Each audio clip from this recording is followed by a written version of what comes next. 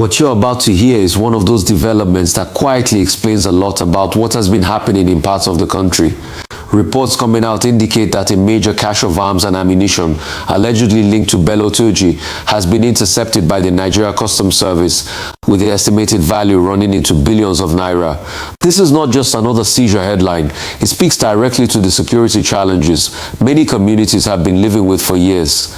According to information made public so far, officers of the Nigeria Customs Service, acting on intelligence and sustained monitoring, intercepted a large consignment of weapons and ammunition believed to be heading toward criminal networks operating in parts of the region.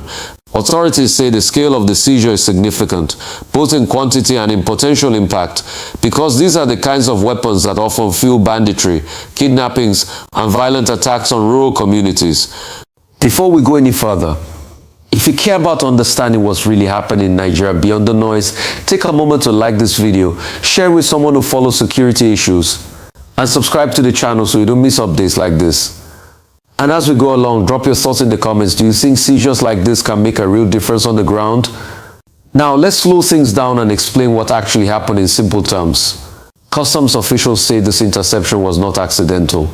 It followed weeks, possibly months, of intelligence gathering and tracking of suspicious supply routes.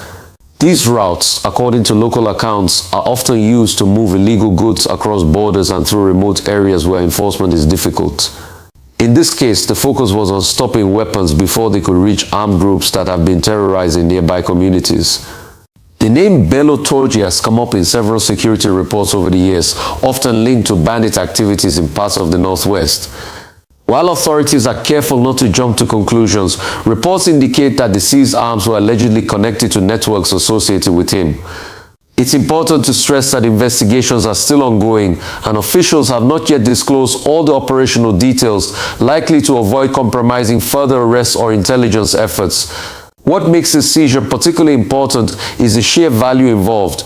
When officials say worth billions of naira, they are talking about not just a few rifles or boxes of ammunition, but a large organized supply chain. Weapons at that scale are not meant for isolated crimes. They are typically used to sustain long-term criminal operations. Stopping such a shipment can disrupt planned attacks, reduce firepower in the hands of criminals, and potentially save lives. To understand why this matters, think about how insecurity spreads. Armed groups rely on a steady flow of weapons and ammunition. Once those supplies dry up or are intercepted, their ability to operate is weakened. Communities that have been living in fear, farmers afraid to go to their fields, traders scared to use certain roads, may begin to see some relief, even if it's gradual. Customs officials have emphasized that this operation highlights the growing role of border security and interagency cooperation. Arms don't appear out of nowhere. They move through borders, back roads, and hidden routes, often alongside smuggled goods. When agencies coordinate effectively, it becomes harder for these weapons to slip through unnoticed.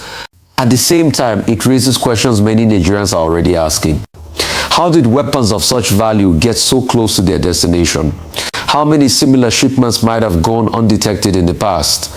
And what more needs to be done to secure borders and protect vulnerable communities?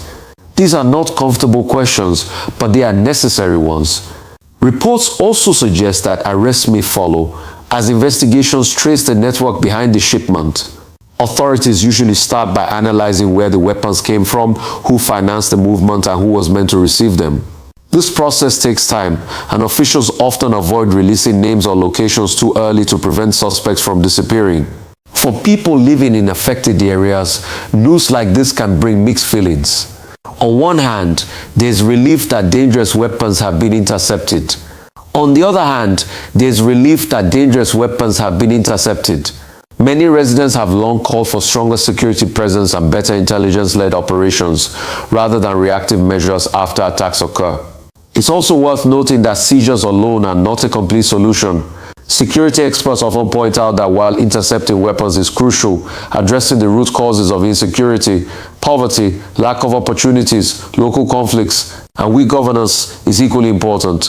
Without tackling these deeper issues, new groups and supply routes can emerge over time. Still, this interception sends a strong signal. It shows that enforcement agencies are capable of hitting criminal networks where it hurts most, their supply lines. It also serves as a warning to traffickers that routes once considered safe are now under closer watch.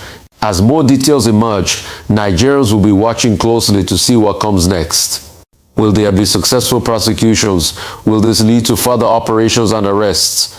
And most importantly, will communities that have suffered for years finally experience lasting improvements in security? If you found this breakdown helpful, remember to like the video, share it so others can understand what's really at stake, and subscribe for more clear, calm explanations of major national issues.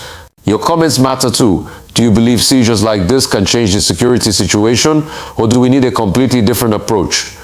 For now, this development reminds us why staying informed is important.